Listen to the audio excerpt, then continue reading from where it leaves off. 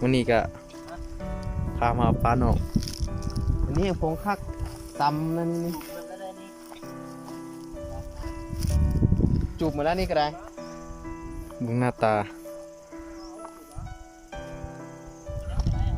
โอ้อันนี้ก็ยิบผมมีแค่นั้นดินั่นเลยเนาะต้องยิบผมมีแค่มันว่าหน่อยนี่มีอยู่ขาเกอมันจะขาก็ขาขึ้นฟ้าโตขึ้นเลยยังขาตี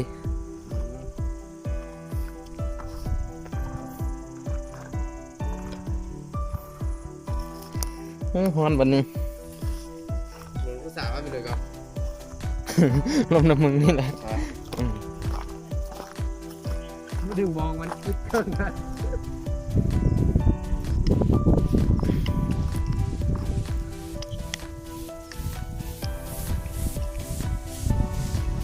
นี่ดึงเก่ง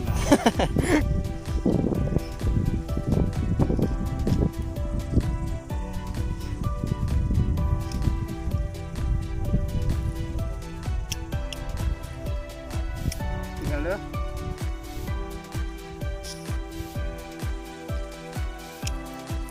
เอาจูบมาเรียกับสามีมาเจอกันบ่อันนั้นบ่วางนี่แล้วเอาเจนี่ลอดไปนี่บ่จีรัดไปได้บ้าได้บ่หามาเอาเอนี่วางวันนี้ก่อนละอันนี้ก็นิ่งแล้วดึงแนวเอไปตื่นไปก่อนบ่เฮานี่มันกวนเจโตเนี่ยเข้าไปมากพลาดไปทางเรือวะไปนี่นี่รัดนี่ผมขึ้นจีนนี่เนาะผมขึ้นลาว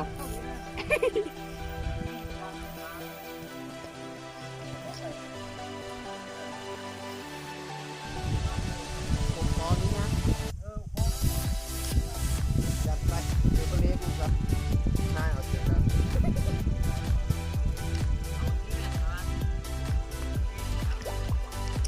เดี๋ยวอยากกันเท่าน้ำมา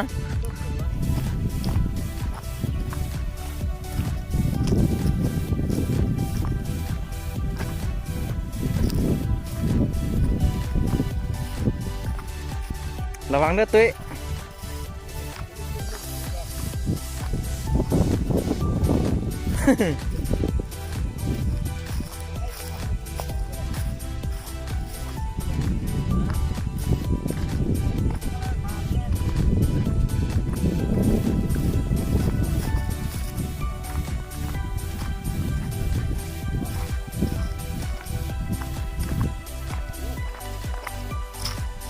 ตอนดึงมองไปนั่นกันนะ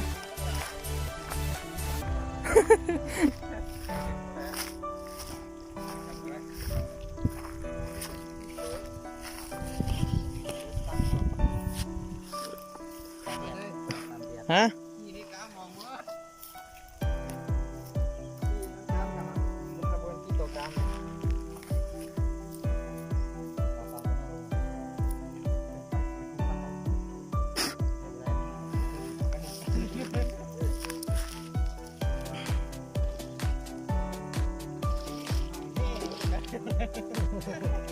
พี่แกที่บอก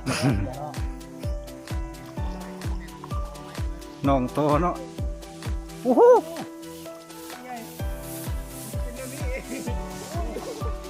ควายแม่เฮาคือควายเฮาเลย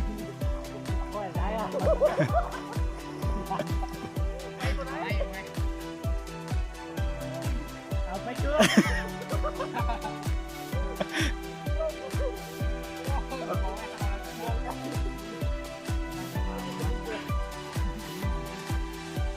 อ้าวตุ้ยเสือไปตุ้ย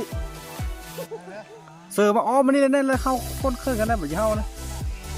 เข้ามานี่ได้นะ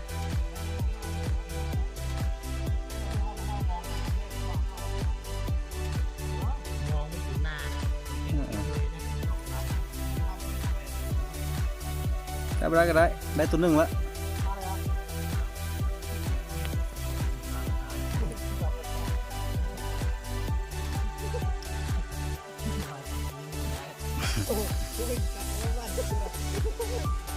เบื่อมแน่เดี๋ยว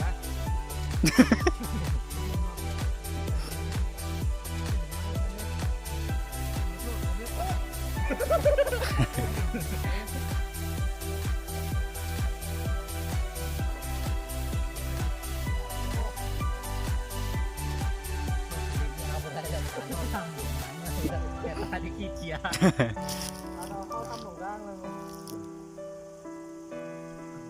เข้าหนองธรรมดาโลกเป็นจำเข้าหนองนี้ก็มองว่ามันจำ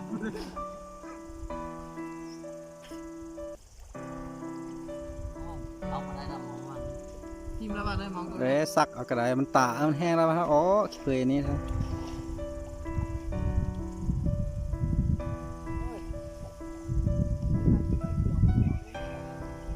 เอาไปตัวเด็ดอันนี้ ยาวไปหลายเนี่ย ฮะยาวไปเนาะ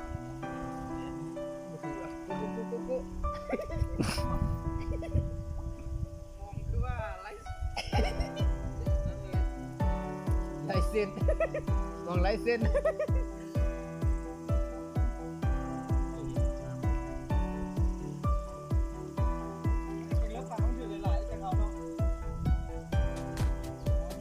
นี่อยู่เครื่องนี่ฟุ้งลงเล่งเครื่องไง ปลาปลาอยู่ตาแบบนั้น เอา เข้าเยอะๆ บ่ถือ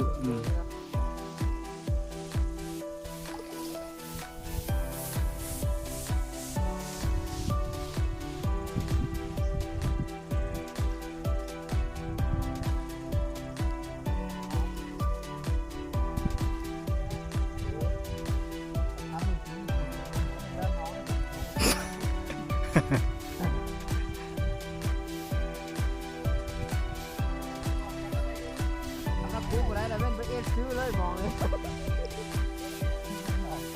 เล่นหนองเลยปลาเนี่ยอย่างเดียว ซื้อประจำหนองนี่เลยเนี่ย เออ เอาพูมาเลยไหมพูมาเลยเนี่ย นี่ดูด้วยว่ะ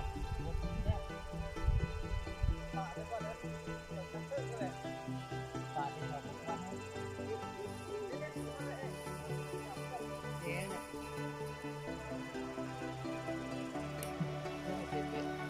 ถึง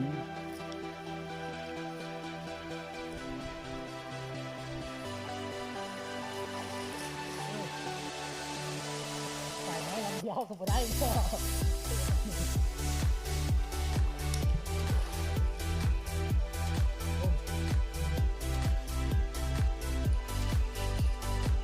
ชีดไหนตีชีดนะ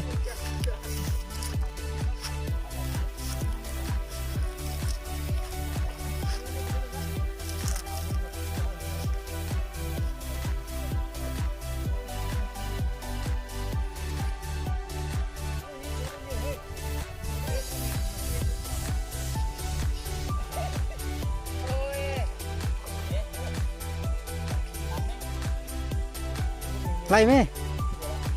ไล่มันตามได้หรอ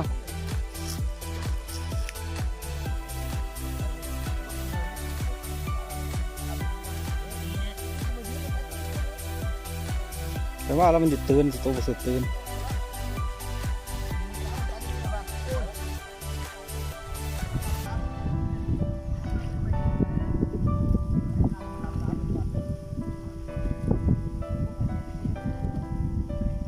เข้าไปมันเบื่อมันไหมของปัญญา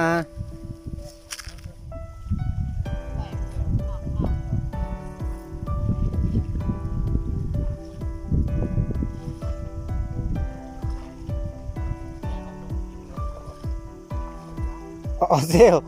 ว่ามันเท่าซินก็ได้แหละ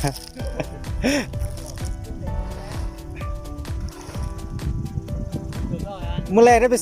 ไปนั้นได้เสียไปเซ็กปั๊มนะขนาดนั้นเลย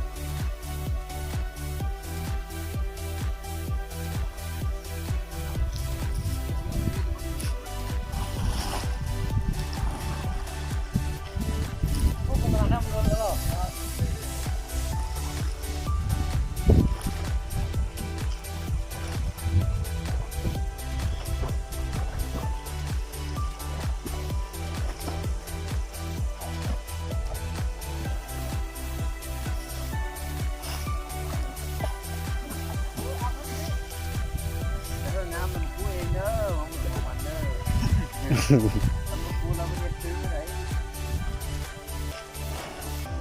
เนี่ยเสียว มาอยู่ตรงนี้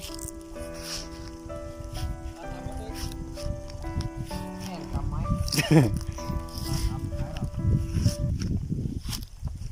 ส่งตัวเขียวนะเสียวมันมีอีเนี่ยเชื่อเลยกูเลยมองอ่ะ กูอะไรไงคิ้วเขียวอยู่หา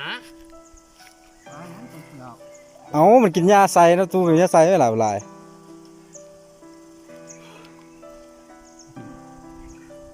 เสือตายเลยเกิดว่าเมื่อวันกันนะอ๋อ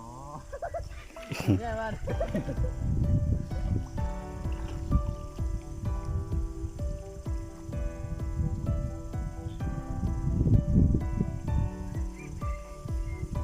สองตัวก็เนี่ยฮะ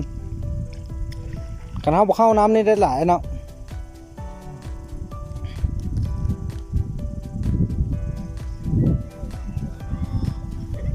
นี่ถือจะเนื้อตัวนึงในตัวถือเนื้อตัวนึงนี่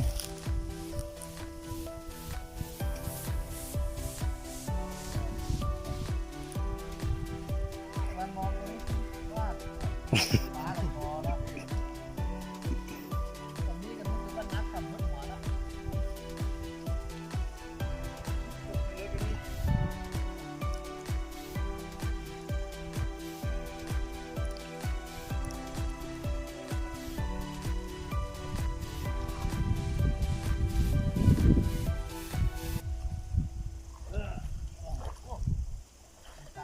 อุ้ยขาดเอาเลยกันเลยกูมันมองเลย จะได้กว่าแล้ววับเลยเป๊ะปุ้มกินแบบนี้เลย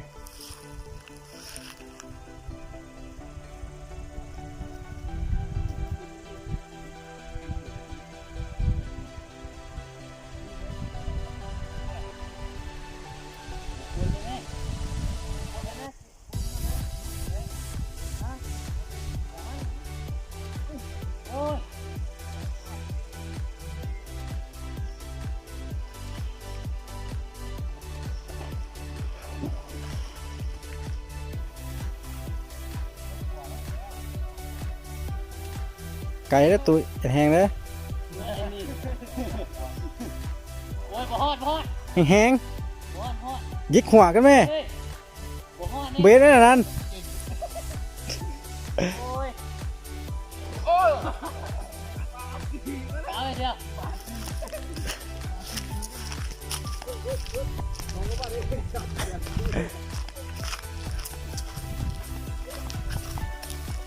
อยากได้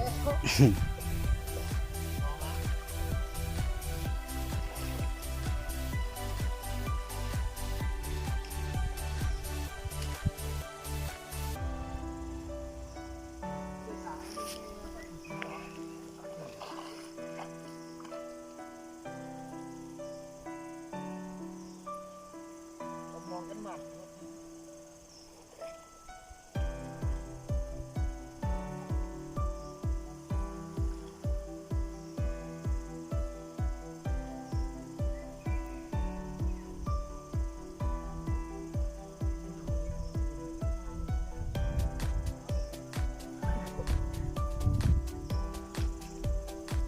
ปลาจนเขียวได้ตัวเอง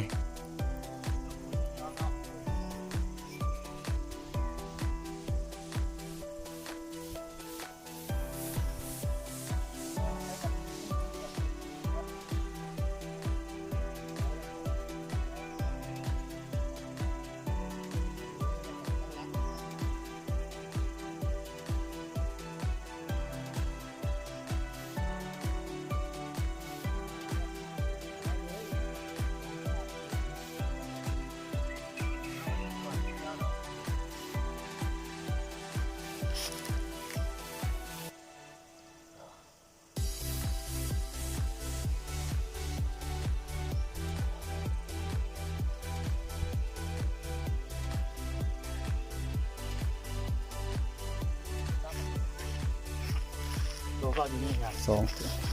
นี่อยู่สลามเตอร์กันตัวหนึงจะออกตัวไปเอามันโน่นมา นับเกิน อันนี้ตีนนี่เหยียบกันเลย เกิดตัวนึงวะช่วย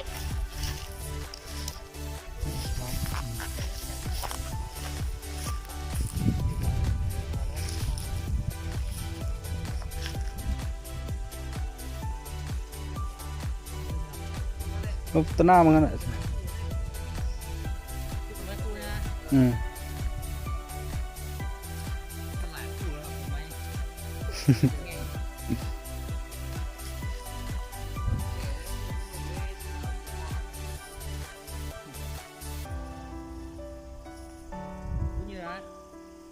ใหญ่สุด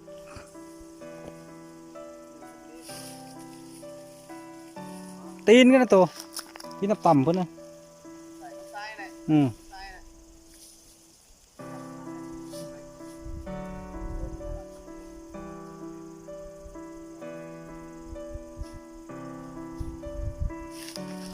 ฮะ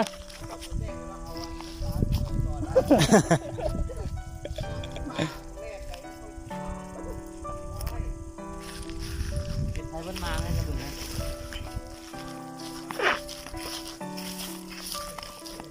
ท่านไม้มันไทยเกิด พวกเจอทางนั้น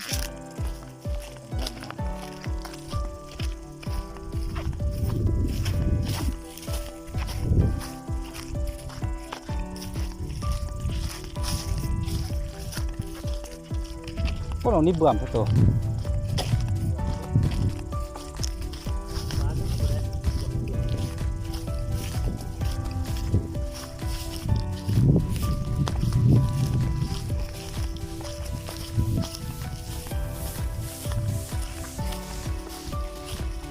5 โลไปอยู่แล้ว แต่รถสุดาโมเมนต์ดิกว่าไปดูลาดิ ปิดละตี นี่ปีละ19 นาทีนึง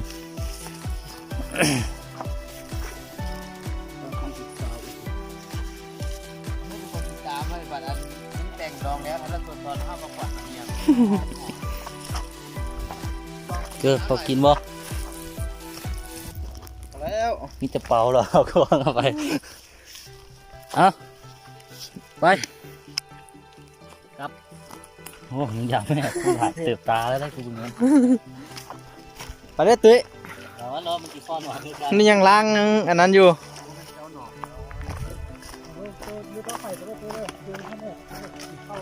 มันมุกเนาะ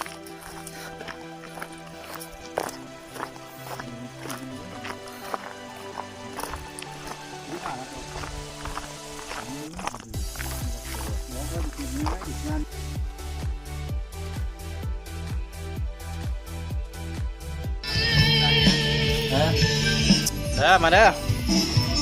อันนี้เจ้าของยิ้มเลยแม่เจ้าของนี่นะ ของน้องนะ เจ้าของน้อง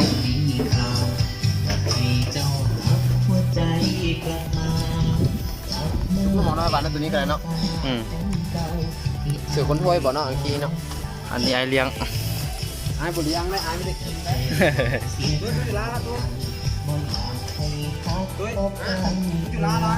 ยังไงเนาะ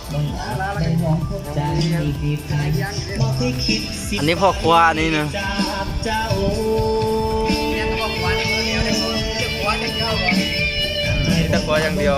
เจ้าสิเฮ็ดจังใดถ้าอายไปมีผู้ใหม่เจ้าสิใครอายแค่อยากถามความรู้สึกของคนว่าสิกล่าวหาหรือว่าบุญ หยอดยันเขา อาจจะลงยูทูบเป็นยาตายเลย 3 ชั่วโมงผ่านไป รายการเก็บกับของ เอาตัวกินแม่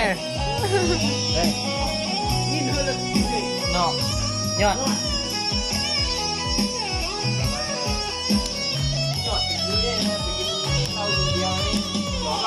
บอกว่าสูญทิ้งเจ้าดอกคนบ้านนอกน้อยนามสกุลคงบ่มีบุญได้ยินเจ้าเขา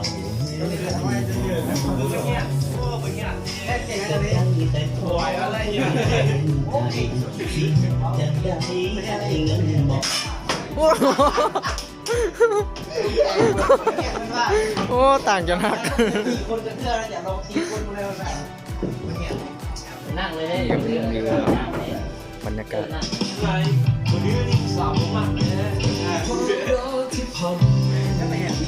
นี่ก็จะจบเพียงสำนี้เนาะ